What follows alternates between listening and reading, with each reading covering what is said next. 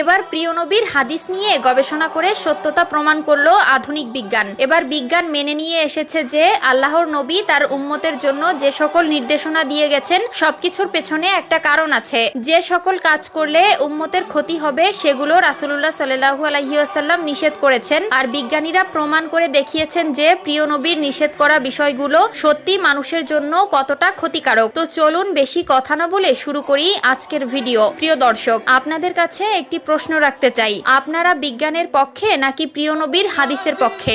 অবশ্যই কমেন্ট করে জানাবেন।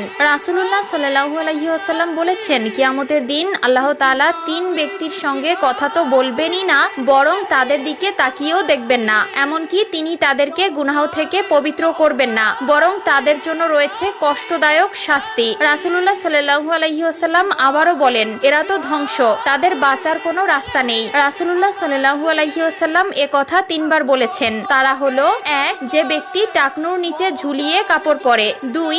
যে ব্যক্তি মিথ্যা কসম খেয়ে ব্যবসার পণ্য বিক্রি করে। ৩. যে ব্যক্তি কারো উপকার করে আবার খোঁটা দেয়। মুসলিম শরীফ, তিরমিজি, আবু দাউদ ও ইবনে মাজাহ। রাসূলুল্লাহ সাল্লাল্লাহু আলাইহি ওয়াসাল্লাম থেকে বর্ণনা করে হযরত আবু হুরায়রা রাদিয়াল্লাহু তাআলা আনহু বলেন, লুঙ্গির যে অংশ টাকনুর নিচে থাকবে তা আগুনে প্রজ্বলিত হবে। বুখারী শরীফ। রাসূলুল্লাহ সাল্লাল্লাহু আলাইহি ওয়াসাল্লাম বলেছেন, পুরুষের শরীরের যে কোনো পোশাক টাকনুর নিচে ঝুলে পড়া হারাম। পোশাক যদি টাকনুর নিচে ঝুলে যায় তাহলে টাকনুর নিচের ওই অংশকে জাহান্নামের অংশ বলে ধরা হবে। বুখারী শরীফ। বৈজ্ঞানিকদের মতেও টাকনুর উপর কাপড় পরার উপকারিতা রয়েছে।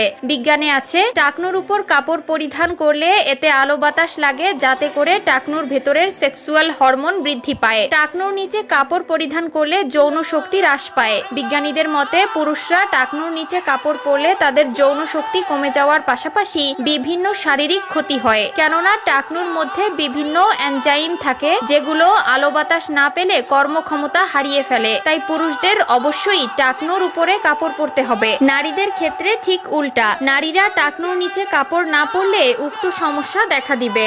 আব্দুল্লাহ ইবনে মাসউদ রাদিয়াল্লাহু থেকে সাব্যস্ত হয়েছে যে তিনি বলেন, আল্লাহ লানত করেছেন আল্লাহর সৃষ্টিকে পরিবর্তনকারী সেসব নারীদের যারা উল্কি অঙ্কনের কাজ করে, যাদের উল্কি করানো হয়, সৌন্দর্য চর্চা হিসেবে যাদের চোখের ভ্রু সরু করা হয়, যাদের দাঁত সরু করানো হয়। নবী করিম সাল্লাল্লাহু আলাইহি ওয়াসাল্লাম যাকে লানত করেছেন, আমি তাকে লানত করতে বাধা কোথায়? এটি তো আল্লাহর কিতাবেই রয়েছে। রাসূলুল্লাহ সাল্লাল্লাহু আলাইহি ওয়াসাল্লাম তোমাদের যা দিয়েছেন তা গ্রহণ করো, বিরত থাকো পর্যন্ত। সূরা হাসর আয়াত ৭। সহিহ বুখারী হাদিস শরীফ 5931। ভ্রু প্লাক ও নকশা আঁকার ব্যাপারে ইসলামের নিয়ম হলো, স্বামী চাইলেও কপালের পশম চাছা বা ভ্রু প্লাক করা জায়েজ নেই, কেননা এর দ্বারা আল্লাহর সৃষ্টিতে পরিবর্তন করা হয়।